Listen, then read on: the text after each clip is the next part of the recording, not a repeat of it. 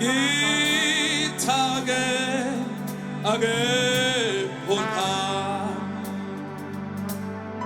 uma engakithi uba nongamelana nathi.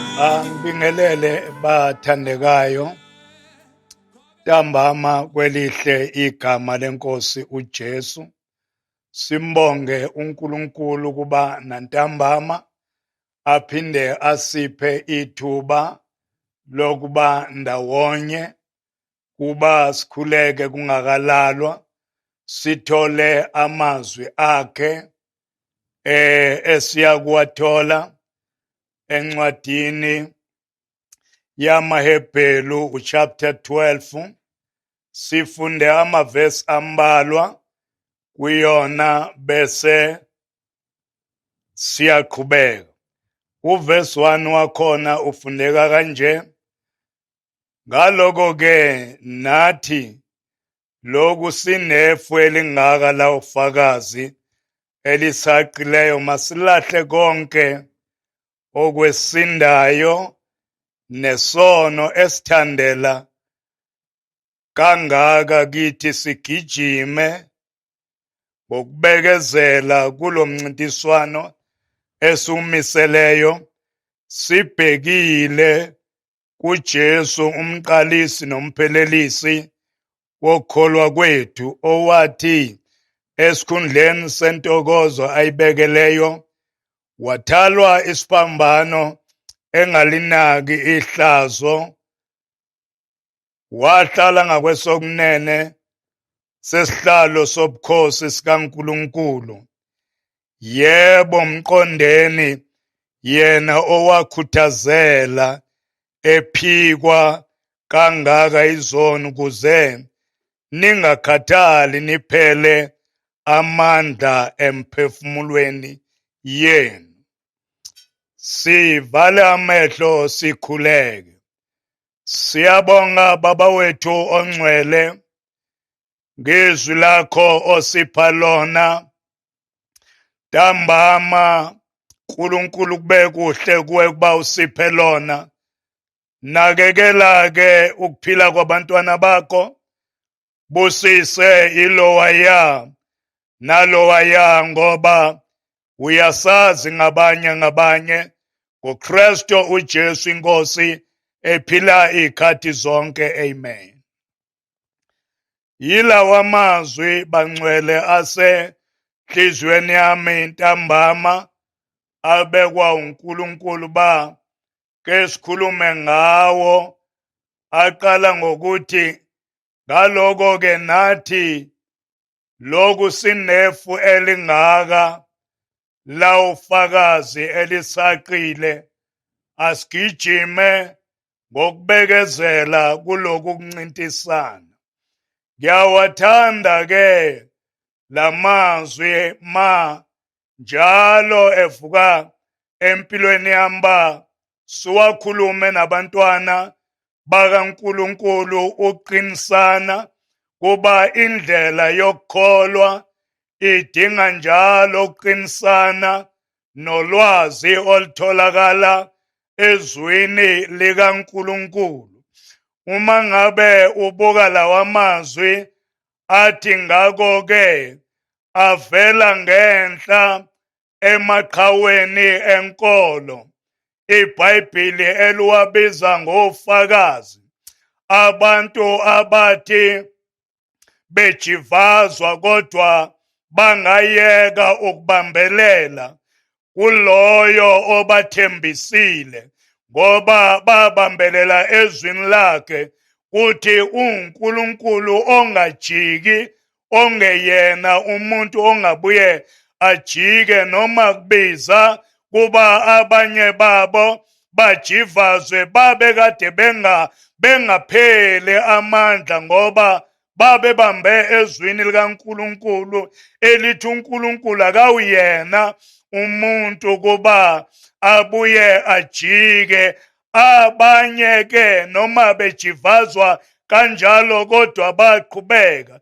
Lithi ke leli vesi esilifunda namhlanje lithi sikhuthazele ekubekezeleleni egijimeni kulo mncintiswano wokukholwa, bese lisibekela amaqhawe asegijime engayibeki phansi intonga yokukholwa noma ngabe kubiza ukufa bama.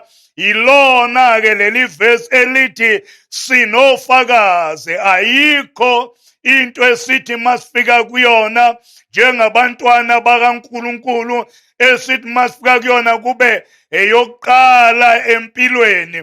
Yingakho lithi iBhayibhile ayikho into esehlelayo engazange ibehlele abanye.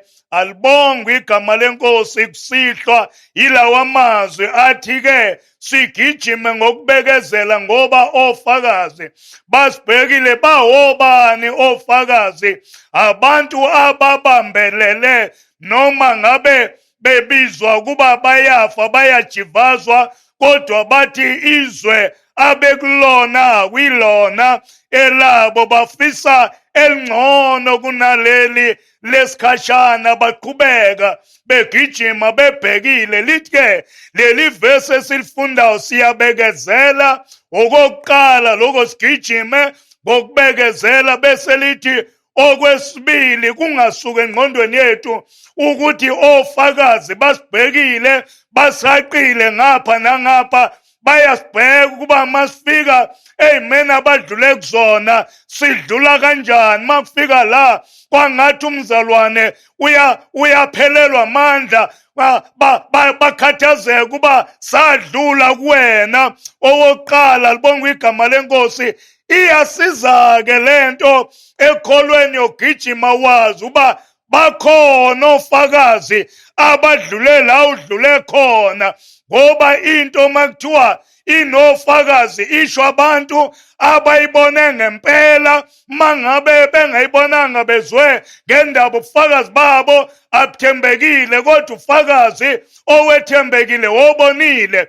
Yingakho namacala amaningi esinawo uma ke kwashoda ofakazi, ubona umuntu ekhishelwa ngaphandle eyokwenza imikhuba. Yini sikhale njengomphakathi? Kwenzekeni? Ubufakazi abuphelelanga, abanelanga ukuba bengalahlwa yicala, kodwa eyethu indaba ithi sihaqwe ofakazi isixuku sabo ababancana, abantu abathe ababo bekhandwa ngamatshe, bethi balibona izulu livulekile bengahlehli. oStifana, libonga igama lenkosi, bekhandwa ngamatshe beququdelwa amazinyo, kodwa bahlehlelanga emuva. Yini bangahlehlele emuva?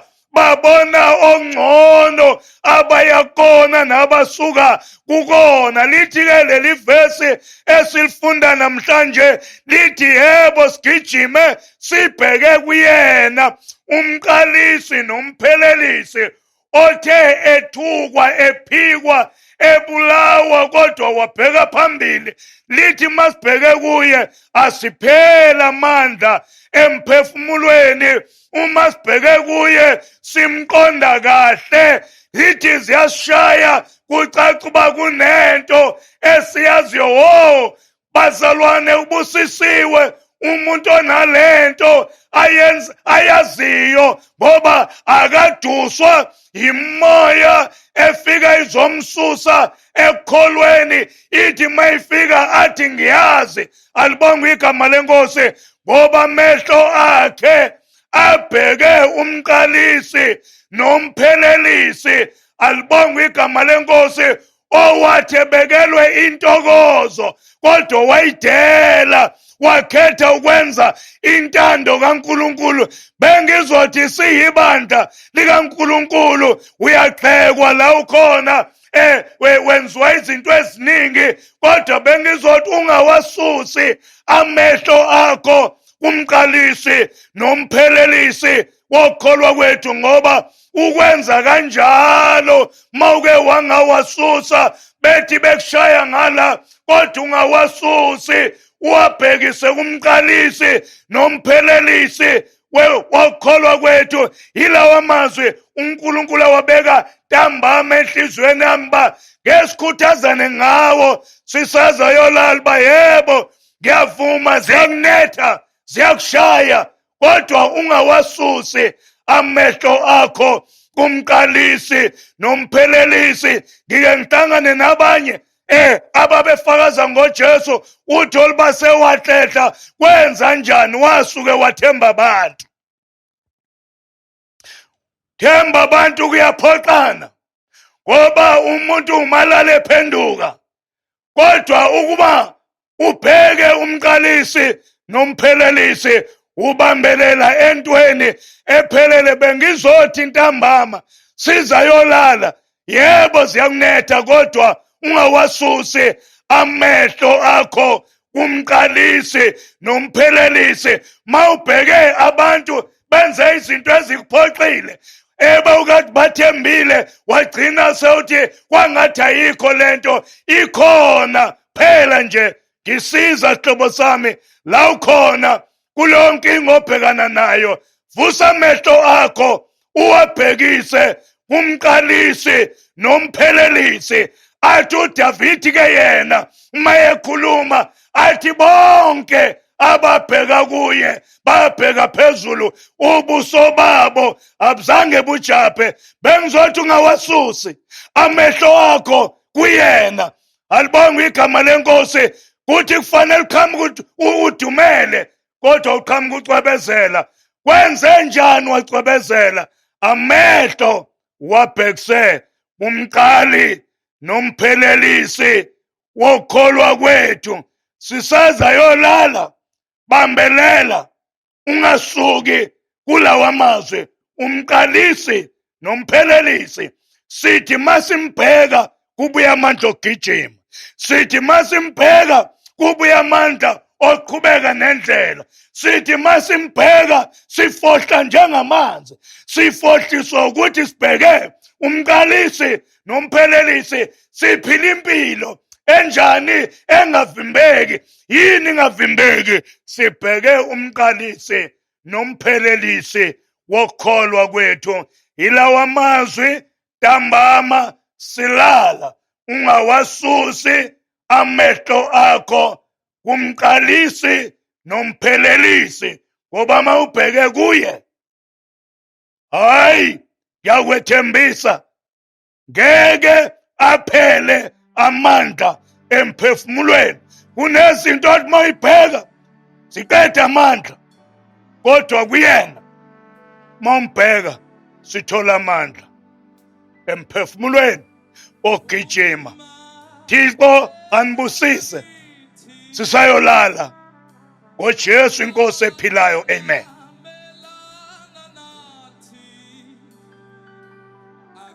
Ngithathe ithuba futhi lokunibingelela nelokubonga kubantwana bakaNkulunkulu nabo bonke abangenayo kule channel ukulalela izwi likaNkulunkulu.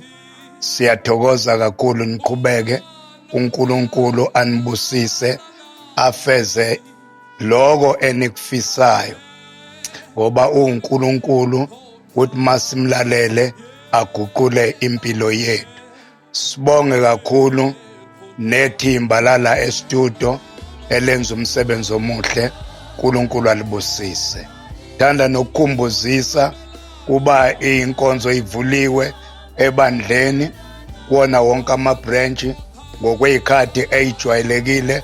Hlanganeni khona sodumisa inkosi, kube mnandi sikhule emoyeni. Ngiyabonga. God bless you.